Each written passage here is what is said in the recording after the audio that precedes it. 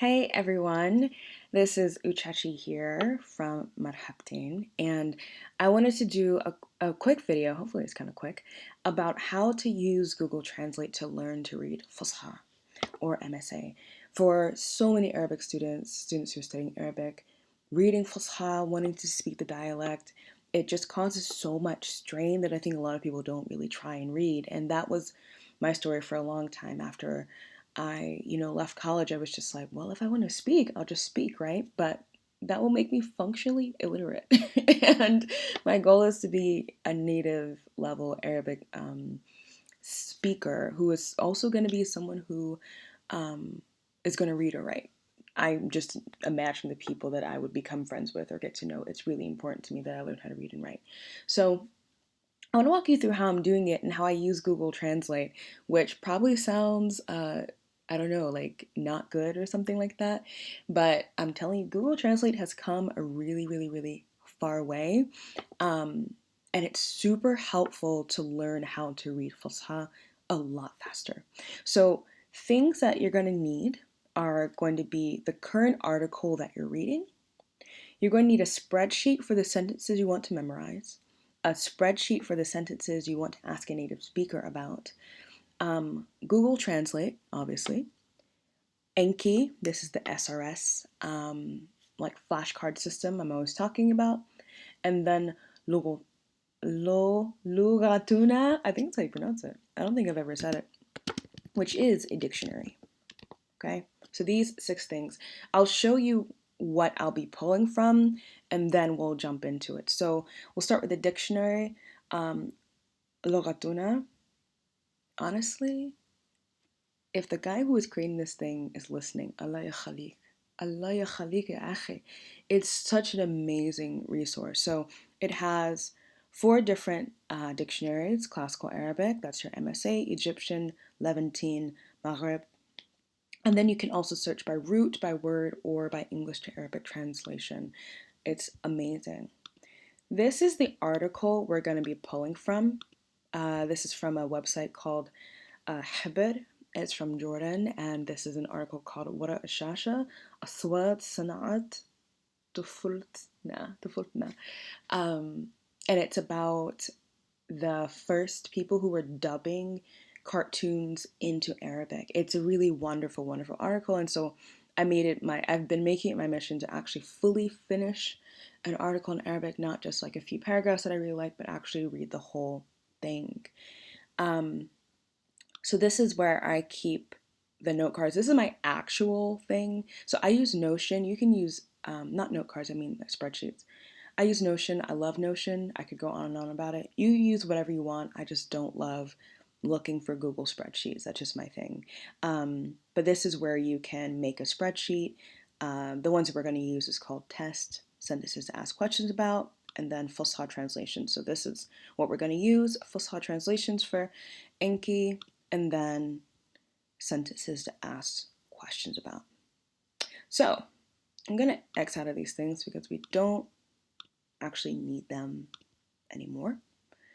And I'm going to move here. So I pulled out a few paragraphs from that article that I showed you that are going to demonstrate the different ways that you can use Google Translate to really help you read faster. Now, what I'm not talking about is inserting the Arabic, looking at the translation, copying and pasting it into Anki. This is not what I'm talking about. So I'll walk you through what I would see as like phase 1. You'll take the paragraphs that you want to read that day. I usually read for like minimum 45 minutes a day. That's when I know that after that my brain will start to hurt a little bit. So I stick to that.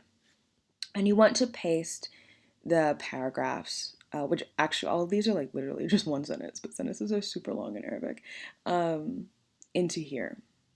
The benefit of having the English translation is that you don't have to, you should read it first by yourself. I always do this, read it first by myself.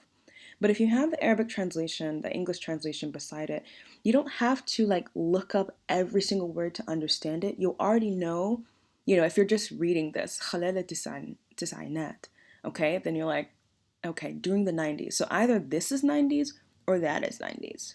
وكانت دبلجة مسلسلة الرسوم المتحركة. So again, you're like, this is probably dubbing, or that is dubbing, or this is dubbing, you know? So it just points you in the right direction a lot faster instead of having to look up every single word.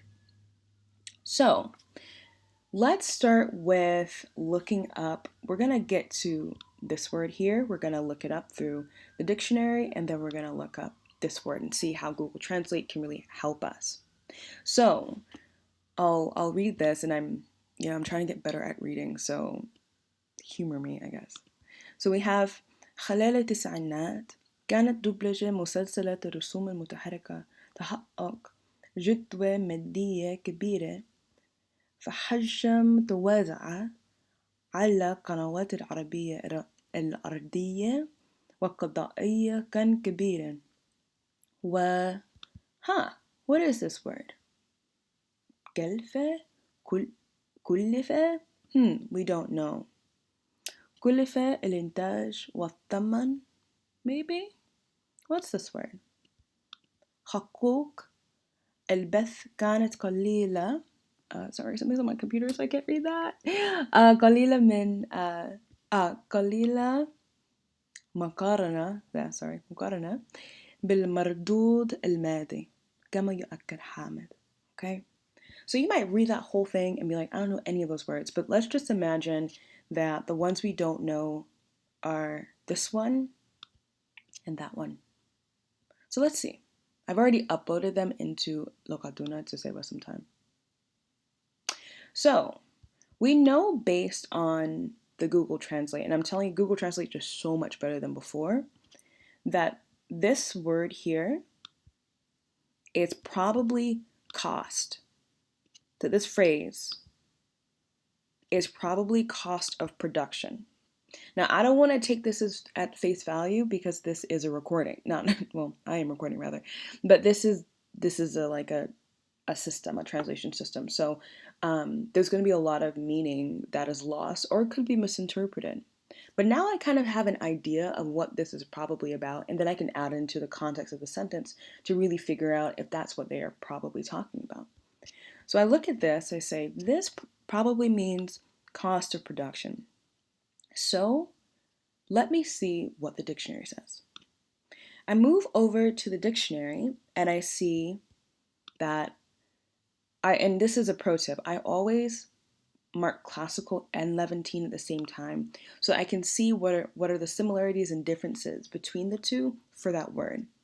So I get here and I see kulfe, and I think discomfort, that's probably not kulfe. Inconvenience, nuisance, ceremonial, I'm like, I don't know. Okay. Kulfe could be costs or expenditures. I keep on going down. It has a lot of different meanings, but I do see that meaning about costs or expenditures. And then I keep on going down and I see, in Levantine, we actually say the same thing. Kilfe. And actually, here is the phrase that I see in this article. كلفة الإنتاج. كلفة الإنتاج. So what I love about this is that, a lot of the times we'll think that the MSA or the Fusha and the Amniya are really, really, really different. A lot of times I find that they're not so different, and actually they might be exactly the same. So if we didn't have both the dictionaries and looking at them at the same time, we might look at this article and say, I shouldn't learn that word, I shouldn't learn that phrase because no one's going to use it, right? That's not really going to be useful. But now we see in our dictionary here, where are we? كلفة الإنتاج is production costs. Just like we have here, cost of production, and just like we have here. So that's number one, is that you can use the dictionary by cross-referencing all this stuff to see the similarity between the Arabic and the Fusha. On the flip side, you can use the same system. So we have thaman here, we're looking, it says, and the price of broadcast rights. This is really what it's talking about. Thaman حقوق البث. But we can use it to cross-reference again and see not just what the word means, but is this a word that's commonly used in Levantine? So we know كلفة is used. Great. كلفة الإنتاج, or I guess it would be كلفة الإنتاج. Yeah. كلفة الإنتاج. Wonderful. So let's see about this other word. We don't know it. It says it might be price, but we're not sure.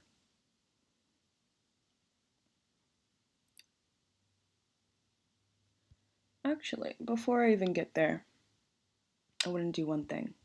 The other wonderful thing about using Google Translate in this way is that, obviously the verbs, not the verbs, but the vowels in Arabic are not written in there, and you have the harakat, right? So the wonderful, wonderful, wonderful thing about setting this up in Google Translate is that you can copy what's there and paste. So now when it comes to adding that word to your Anki deck, you already have the vowels there, and so you'll know how to read that term, okay? So the next one, we'll actually go ahead and just put it in our system here. So copy. I'm going to say Fusha translations, put it here. كلفة الإنتاج, I will say those are production costs. Sorry, I have to change this. So we'll say those are production costs. Okay. Now we're at this word, and this is of everything we're just imagining. Of everything in this first paragraph, this is just the word that we don't know. So we copy it. And we move over here. So we see ثمن, أثمان, ثمن. Okay, so we're seeing this idea of a cost or price. So Google's probably right, and we're using our context of that sentence. It is correct. Right, we're seeing some more here. Par, nominal, value, appraise, evaluate. Now we're getting to the verb of it. But in the sentence, it's definitely being used as a noun. It seems to be. And we get to the bottom, and hold up. There's no Levantine. There's no Levantine for this. So now we know that when we get to this word, ثمن, that it's not a word that might be necessarily used in dialect. It might be used, but people don't associate it with their dialect. And there's probably going to be a different word for cost or price. Okay? So, despite that, this is a good word to know. We're likely going to see it again and again in writing if that is a word that people kind of use. So again, we can copy and we paste, and we already have our harakat there. We already have our vowels in there. And then we can, let's just say, copy this whole thing. Copy, paste.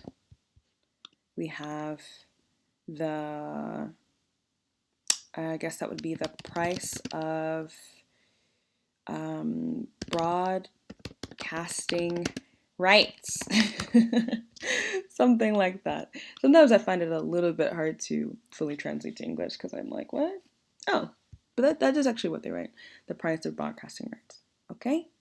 So, we've already seen two examples. One example is how you can find words, and those words are actually not just MSA, they're also in the dialect. Wonderful.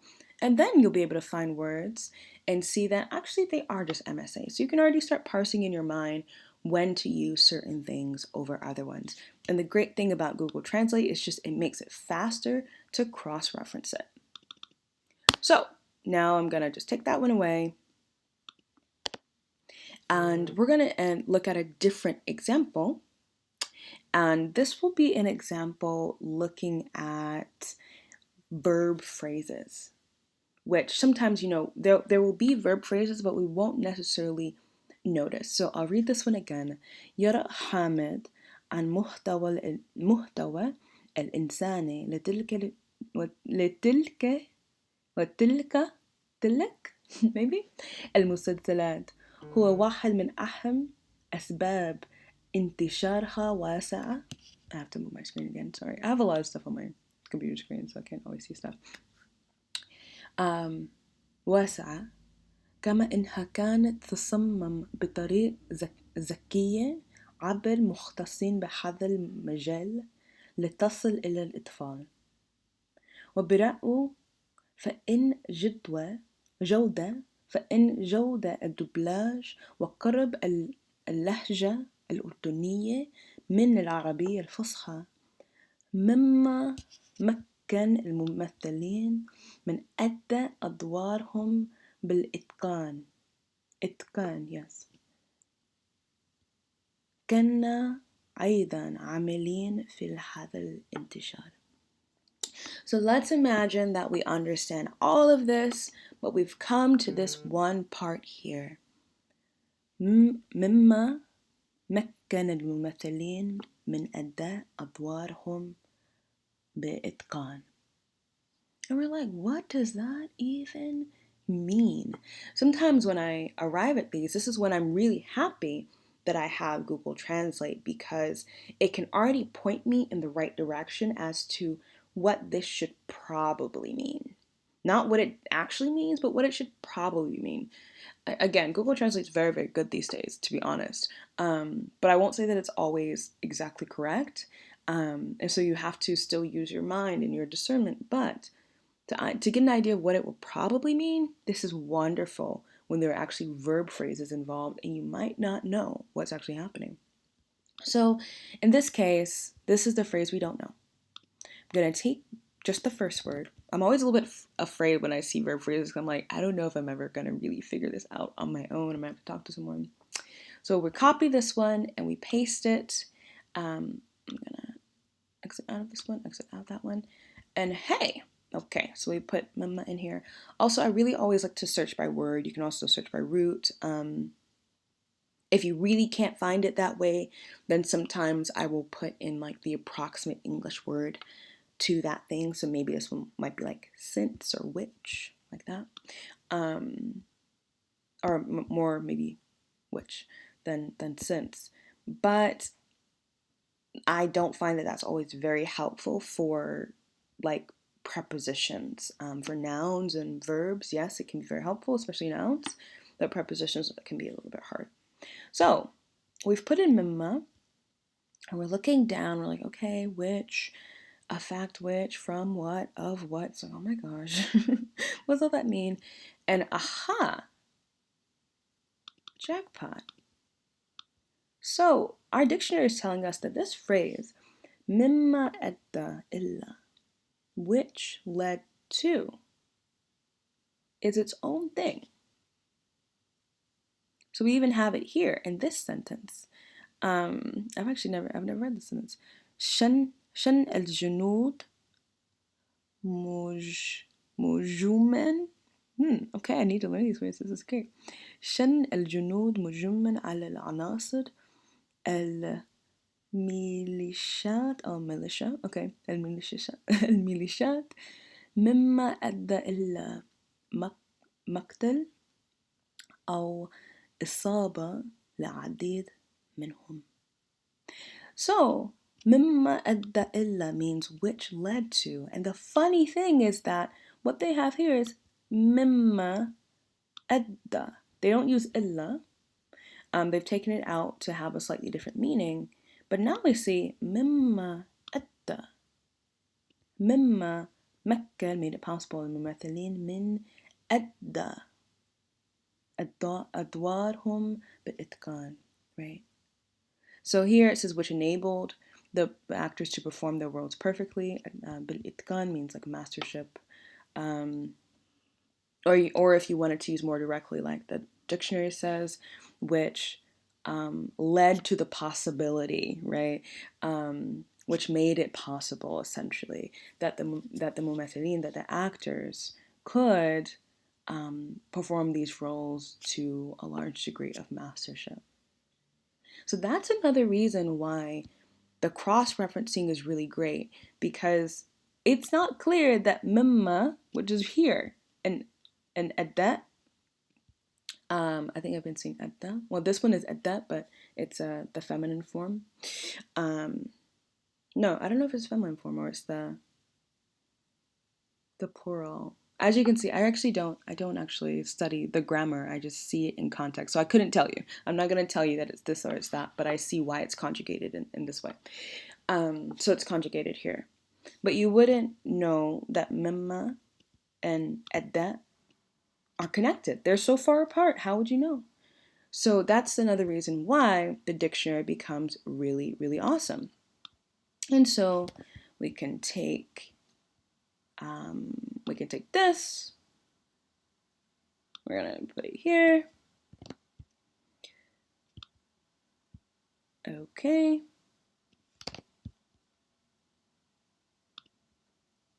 Put it here. Let's say, right, which enabled, we'll just use the words that Google has, but you really don't have to. It's just for expediency's sake. Which enabled the actors to be able to perform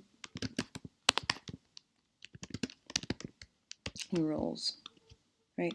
I don't know if that's a perfect translation. It doesn't look like it is, which is why in the end you never want to rely on translation. Like, you want to be able to look at the Arabic and be like, oh yeah, I see what it's expressing. I feel what it's expressing. I really understand it. Because like, I wouldn't say this sentence in English, like, which enabled the actors to be able to perform their roles. I'd probably say, which helped the actors perform their roles really, really well, right? So it's not so much that you want to memorize these translations. It's more so that every time you come to this, you want to understand all of the words in the phrase, okay? Now, I'm going to delete this one for now. It's another example. And now we're on to last example. يرى حامد عن الوضع اختلف لأن الآن كثيرا عما سبق. فمحتوى المسلسلات الجديدة بات يعتمد الآن على we're gonna look at this one بات يعتمد الآن على الإثارة والحركة والصورة الجميلة فقط، كما أن الانتشار واسع للفضائيات العربية وشركات الإنتاج في الوطن أدى إلى أدى في الوطن أدى إلى تراجع حد الصناعة بالأردن، مما دافع حامد إلى التوجه والتركيز على دوبلاج الأفلام الوثائقية.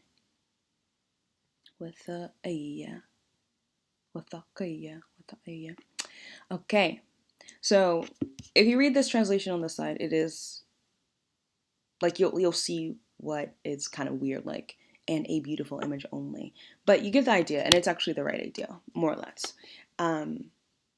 But sometimes you're gonna get to something that you read, and you're like, what? And you might look it up and be like, what? I still don't understand it. And you're gonna need to ask someone else for that. So I'm gonna take this one here. يرى حامد أن الوضع اختلف الآن كثيرا عما سابق، فمحتوى المسلسلات الجديدة بات يعتمد الآن على الإثارة والحركة والصورة جميلة فقط. So, my sense as I read this is that these two words might be working together. It might be used together a lot, but I'm really not sure. So I'm going to look up bad first. Okay, we see that it's classical. not giving me a lot. Definitive, completely, utterly, I don't know. Pass or spend the night, stay overnight, come to be. I don't know, maybe. Let's see. To get, have gotten into a situation. I feel like it's probably in this vein here. Like something around to become, to have gotten. I get that sense from the sentence. Or something like this, like to have now got to the point where. That makes a lot of sense. But I don't really know exactly. And then I get down to the Levantine, it's like definitive, spend the night or stay the night. These are definitely not the answers that I'm looking for. So it might be somewhere around to now have gotten to the point where. And then, let's see. The other word that I don't know, يعتمد.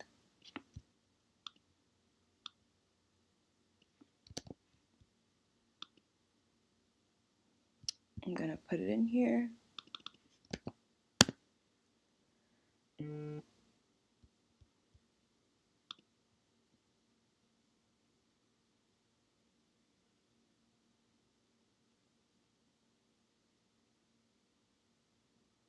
Taking a little bit of time.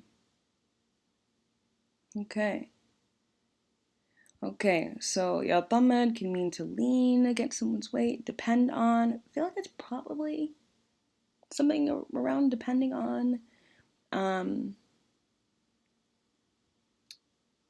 don't know. Could be this. It could the main thing is that it could be a lot of things. And I don't know. Like I have some assumptions, but my assumptions are not I don't feel super strongly about it. And if I don't feel really strongly about how this sentence is probably understood based on all the resources that I'm using, the context clues, the other parts of the article, using Google Translate as a reference, using the dictionaries extensively, looking at Fusha and Levantine. If I do all of this and I am still not fully sure, then I'm like, you know what I'm not gonna do? I'm not gonna rack my brain. I'm gonna ask someone. So I will just a lot of times maybe I'll just take the whole thing because it gives more context, and then I'll go to somewhere like here, and I'll just put it all in here, so that when I'm speaking to a native speaker, I can say, hey, I read this sentence, and this article is about such and such, and I got here. I have a sense that it means this, but like, what does it really mean? I have a clue, but not a good clue. And so as I'm reading articles, like the one that I'm reading now, I then start making a long list of sentences that I didn't really understand or wanted to be really sure about before executing everything, right? So now let's imagine that that was our article. It was 3 paragraphs. There were only a few things that we didn't know.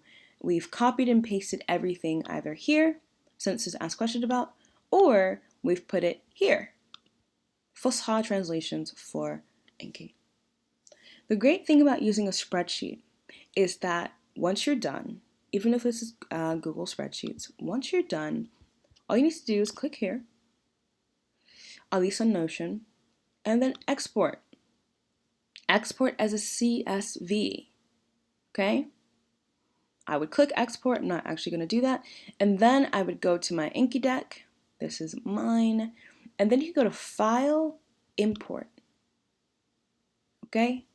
I'm going to close this, but when you click Import, then you can click on the CSV file and it'll automatically upload into Anki, and you don't have to individually put them in. Okay, that is the end. That is how I use Google Translate to learn to read Fusha. As you can see, we're not copying and pasting Google translations into your Anki deck. No, we're using it as a cross-reference for our dictionaries and also our context. And when we don't know what the sentence says, having used all these resources, we just ask a native speaker. Okay, thank you all. I hope that you find this to be really useful. I realize it's a bit extensive, so like take breaks and come back to it. Uh, I found that this system is really helping me to finally read and um, and to not be intimidated by reading, so that eventually I can move away from using um, from just having to read articles that are on a computer screen, and I can actually start to read books. Um, but it's not going to be so terrible. You know what I mean? So that's where I am. I hope you find this helpful. Have a wonderful day.